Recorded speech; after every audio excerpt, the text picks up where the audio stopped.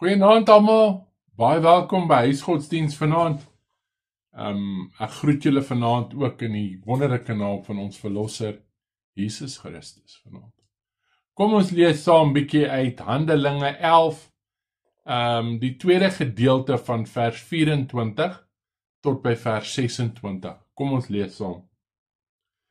'n aansienlike groep mense is tot geloof in die Here gebring. En Barnabas is na Tarsus toe, om vir Saulus te gaan soek. Toe hy hom kry, het hy hom na Antiochië toegebring, en hulle twee het 'n hele jaar lang saam in die gemeente gewerk en baie mense onderrig. In Antiochië is die gelowiges die eerste keer Christene genoem. Liewe vriende, ons is al so gewoond aan die benaming Christene. Vir die volgelinge van Jesus, dat 'n mens amper vergeet, dat daar 'n tyd was, dat hierdie naam baie nuut was.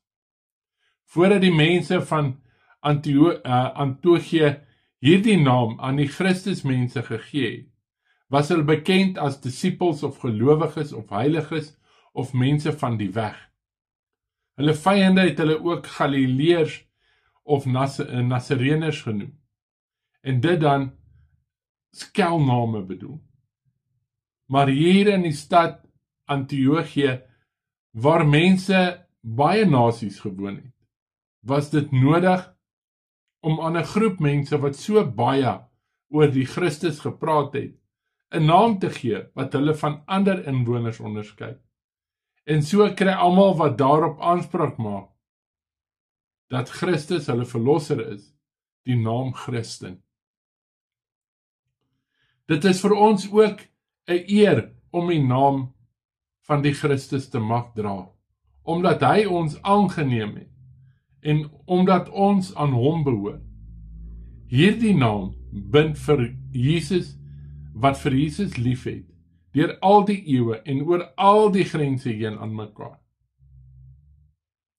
Die Christene is 'n snaakse spul. Hulle het mekaar lief, nog voordat hulle mekaar ontmoet of ken, solank jy net 'n Christen is. Liewe vriende, kom ons bid saam.